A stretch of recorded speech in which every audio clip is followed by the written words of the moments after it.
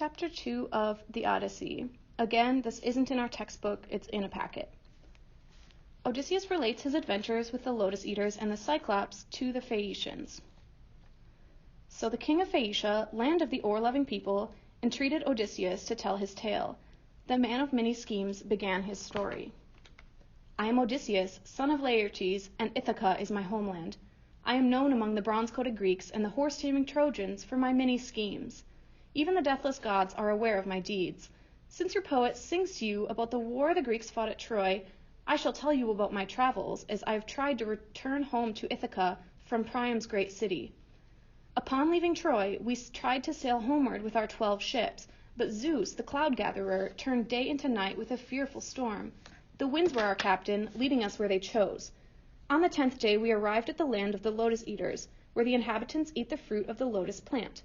When we stopped to acquire fresh water, I sent 3 of my men to investigate the area. The Lotus Eaters, being friendly and hospitable, gave them the honey-sweet fruit of the lotus to taste. But as soon as they ate it, they lost all desire to rejoin their companions and to return home. They only wished to remain among the Lotus Eaters and eat the lotus fruit.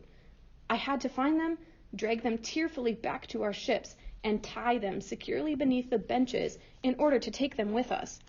Fortunately, we were able to leave that land before anyone else among us tasted the lotus fruit.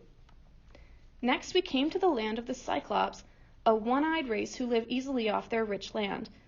They spend their time gathering wild wheat, barley, and grapes, and tending their sheep and goats. The people themselves are as free as their plants. Each family lives high in the mountains in a hollow cave and makes its own laws. There we anchored our ships and feasted upon the local mountain goats. When dawn next shone forth upon us, I said to my comrades, "Stay here while I take my ship and my men over to the Cyclops to see whether they are wild and without welcome, or whether they befriend the stranger in their midst and honor the gods." We had not gone very far when we spied a high cave very close to the shore, which appeared to house goats and sheep at night. Choosing 12 of my best men to investigate with me, I ordered our companions to remain behind and guard our ship. As a precaution against a cold welcome, I carried with me some food and a large goatskin container filled with sweet wine.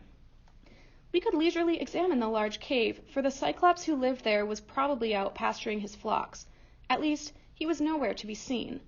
When we noticed many crates of cheese, one of my comrades asked, "Why don't we simply take this cheese down to our ship? We can return for the goats and sheep and then leave this place." I had no desire to leave so soon after our arrival, so we kindled a fire and ate the Cyclops cheese while we waited for him to return. When it was time for the unyoking of oxen, a giant of a man entered the cave. He stood above and apart from other men as a lone, lofty mountain peak towers in isolation above lower ridges. At the sight of this monstrous being, we fled toward the darkest part of the cave, where we hoped we would be safe from his gaze. The giant Cyclops brought into the cave a huge armful of firewood and the animals that needed to be milked. He left the males outside in the high-walled stone courtyard he had built. Then he closed the entrance to his cave with a rock so huge that 22 four-wheeled wagons could not have moved it. Yet he picked it up and set it in place with no apparent effort. He had performed his evening chores and kindled his dinner fire before he noticed us, watching him from the deep recess of the cave. "Who are you, strangers?" he asked. "Have you come with some good purpose, or are you troublesome pirates?" Although we were terrified by his enormous size and his deep voice, I replied, "We are Greeks returning home from Troy. The winds have driven us here, and we seek your hospitality in the name of Zeus, patron god of strangers." "We Cyclops do not honor Zeus," he responded, "because we are far better than those gods. How I treat you will depend on how I feel about it. Tell me, where did you moor your ship?" I was clever enough to spot a trap, so I answered, "Poseidon, the Earthshaker, destroyed our ship on your rocky coast. We were fortunate to escape with our lives." His only reply was to leap to his feet, grab 2 of my companions, and kill them by slamming them upon the floor of the cave. Then he tore them apart and ate them, flesh, bones, and all, drank his milk, and lay down to sleep on the floor of the cave among his sheep. We gave up all hope of sleep. Weeping with fear, grief, and sheer horror, we waited for dawn to appear. My mind devised a clever plan, whereby I would stealthily approach the sleeping giant and slay him in the chest with my sharp sword. Fortunately, however, further thinking pushed my hand from my weapon, for if I had killed him, then death would soon have come for us as well. Who besides the mighty Cyclops could move the rock that sealed the entrance to the cave? As soon as rosy-fingered dawn shone forth upon gods and mortals, the giant Cyclops awakened, rekindled his fire, and milked his animals. When he had completed his morning tasks, once again he grabbed 2 of my men, tore apart their limbs, and ate them, flesh, bones, and all. He easily moved aside the huge stone that blocked the entrance to the cave, drove his flocks of sheep and goats into the courtyard, and then replaced the stone as easily as a man covers his quiver. We heard his whistling as he headed toward the mountain pastures, and once the sound had faded into silence, I knew that I had better use this time to plan some way to punish him and yet escape. I prayed that bright-eyed Athena would grant me such glory. Finally, I devised what seemed to be a satisfactory plan. The monstrous Cyclops had left a huge, green, olive-wood shepherd's staff upon the floor of the cave next to the sheep pen to dry out for later use. It was so large that it could have been used as the mast of one of the large black merchant ships of 20 oars that were built to cross the salt sea. I cut off about a fathom's length from the staff, and ordered my companions to make it smooth. Then I sharpened one end of the 6-foot-long poker to a point, which I hardened in the blazing fire. Finally, I concealed the poker by burying it beneath the large piles of dung that littered the floor of the cave. Next, I asked my companions to choose by lot who among them would help me to raise the poker and twist it into the monstrous shepherd's lone eye, once he had fallen asleep. Fortunately, the lots fell upon just the 4 men I would have chosen. In the evening, the giant Cyclops returned to the cave, this time driving all of his goats and woolly sheep into the interior, the rams as well as the ewes. As usual, he effortlessly raised the huge boulder, set it in place, and then went about performing his customary evening tasks.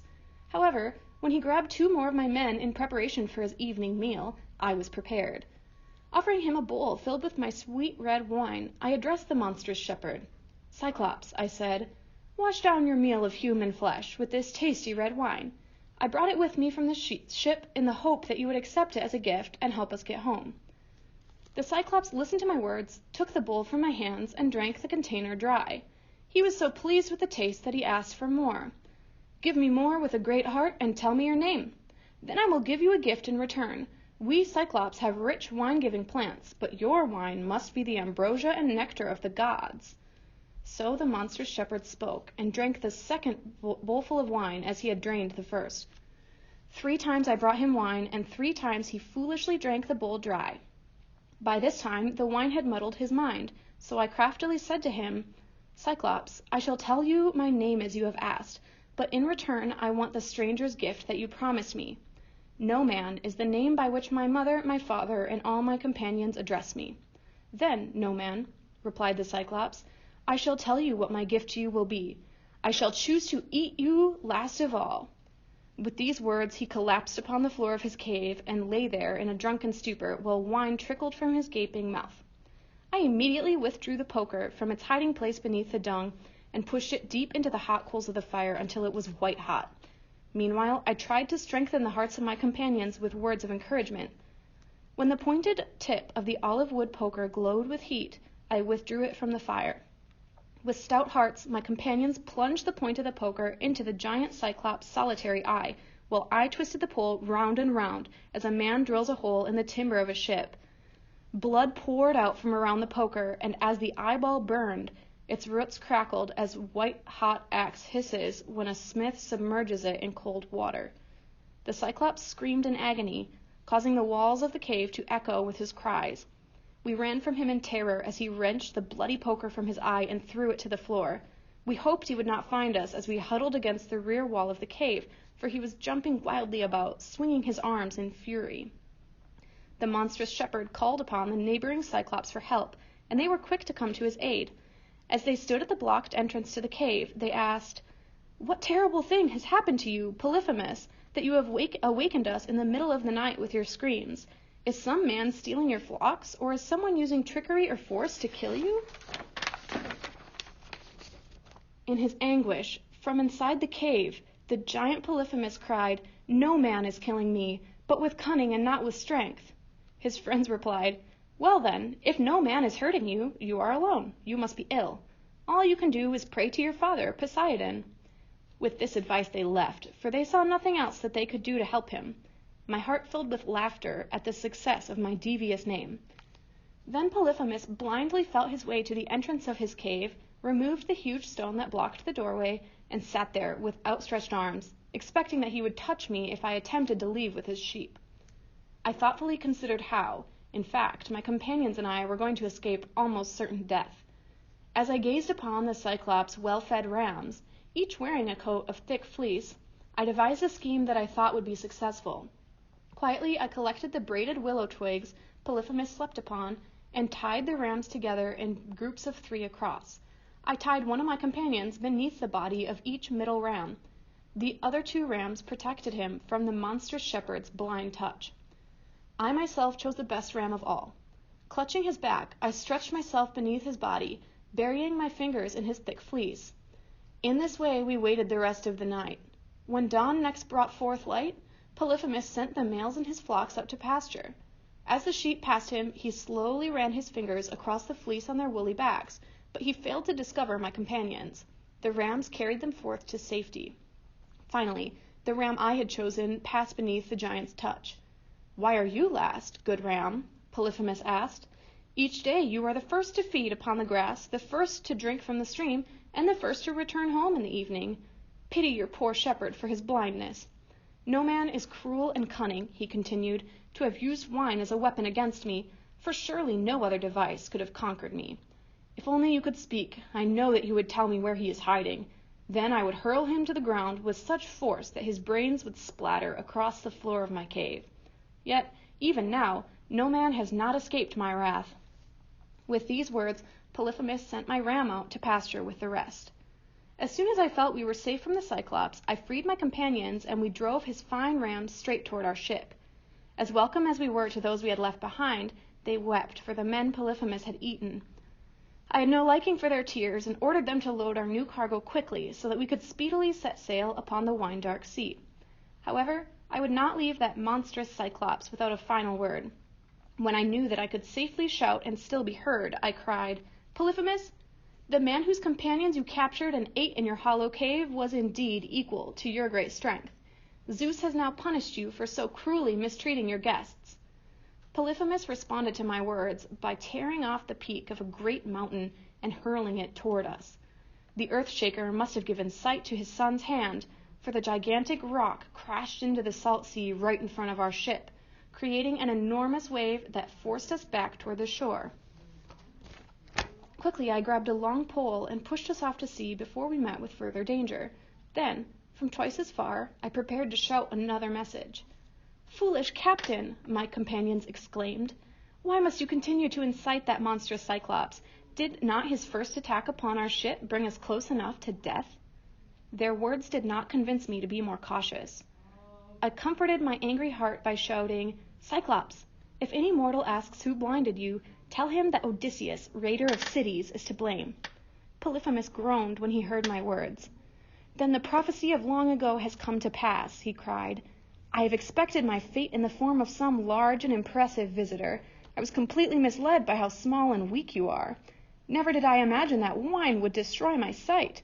But return to me, Odysseus, raider of cities, so that I can give you a warmer welcome and pray to my father to grant you a fast journey home. The Earth-shaker will hear my plea on your behalf. In fact, if he chooses, he has the power to restore my sight." "I wish I were as sure that I could end your life and send your shade down to the kingdom of Hades, as I am certain that the Earth-shaker will never be able to heal your eye," I responded. Then Polyphemus raised his arms and prayed to his father. "Poseidon, lord of the sea, if you are indeed my father and I am your son, prevent Odysseus from reaching his homeland. Yet if it is his unalterable fate to return to his home and his friends, may it be long before that day arrives. May he return alone and after much suffering, having lost all of his companions. May he be forced to arrive in a ship that is not his own, and may he find great trouble in his house." So the mighty Cyclops prayed, and the Lord of the Sea heard his prayer. Then, with all of his strength, Polyphemus hurled a larger rock at us. It fell into the sea just behind our ship, and the enormous wave it produced carried us toward the far shore. There we rejoined our other ships. We divided the Cyclops' rams into equal portions, and I sacrificed my ram to Zeus, Lord of Olympus. When rosy-fingered dawn next shone forth upon gods and mortals, we continued our journey. Our hearts grieved for our lost companions, but we were happy to have escaped death. That was Chapter 2 of the Odyssey.